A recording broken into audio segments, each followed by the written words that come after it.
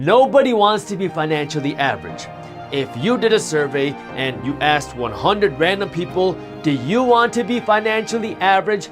Nobody would raise their hands. But there was a study done and they found that 92% of people don't achieve their goals. Now, part of that is because some people won't put in the work to do what it takes to not be average, but a big part of that is that we're never taught about how to beat financially average. Like when I was growing up, my family comes from a small state in India called Punjab, and I was always told, don't talk about money, don't worry about money, don't think about money, because money is evil, money is bad, and it gives you negative thoughts. So, I just kind of followed that.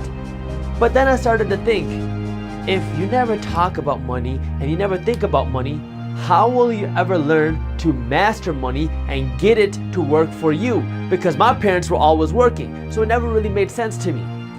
And then going through college and starting multiple businesses and getting involved in investing and real estate investing, I learned, if you want to break away from average, financially average, there's 3 things you need to know.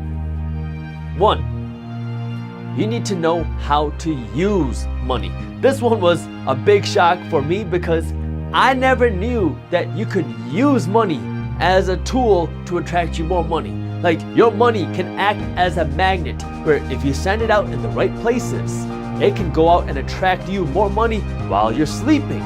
This one was crazy because I was always told, if you want to make money, you got to go to work.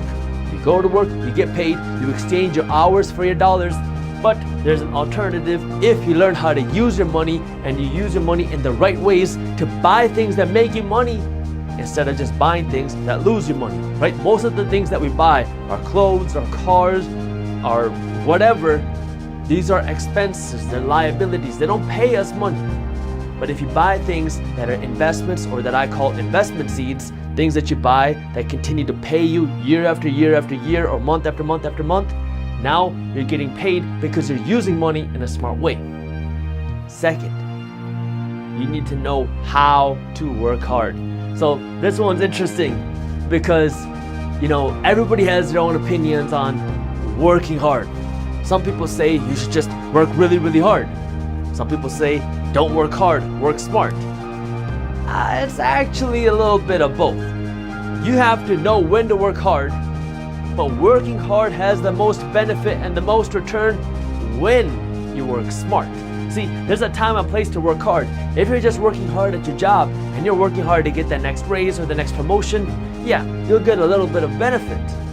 But you're still not getting the most benefit from working hard. If now you're working hard in the right direction to do something where you're creating value, like if you're starting your own business where there's no cap to how much you can make or what you can do, now your working hard is going to have an exponential return as opposed to just working hard in the traditional old way. The third thing you need to know, this one's very hard, is LBYM. Live below your means. You've heard people say this before. Live below your means, spend less than you make. It's a very simple concept, but very few people do it. In America right now, about 78% of people live paycheck to paycheck. Now, part of that is because wages are not necessarily growing with inflation, but a big part of that is because we don't know how to live below our means. We are living in a debt culture where if we want something, we gotta have it now. And even if we can't afford it, well, there's friendly financing, we can put it on our credit cards, we can get a line of credit. There's so many ways to buy these things that we need, we think we need, or that we want, that won't pay us. And what does that do? That puts us back in this game of just making payments. We're in the payments game where we live our life just trying to make ends meet. We go to work, we get paid, and then we gotta pay off all the things we bought last month and the month before and the year before. You never have a chance to get ahead when you play and live in this payments game. You have to learn to live below your means. So what does that mean? That means stop buying things that don't pay you, that you cannot afford, with money that's not yours. How do you know what you can afford then? Right? Well, the simplest way is a rule of 5. If you cannot buy 5 of them, you can't afford 1 of them. That's how you know if you can afford something, and that will push you to live below your means, because now what you can do is, instead of playing in this payments game where you're working and you're just making your banker richer all day and night long, now you can take the extra money and you can use it to build yourself big, make yourself richer by taking that money and using it to build your own wealth. These 3 things can make a huge difference when it comes to you breaking away from financially average and being part of the 8% that actually achieve their goals. My name is Jaspreet Singh. I am the host and founder of the Minority Mindset YouTube channel. If you'd like to learn more, you can check out and subscribe to our channel. We'll link some of the videos below. And as always, keep hustling.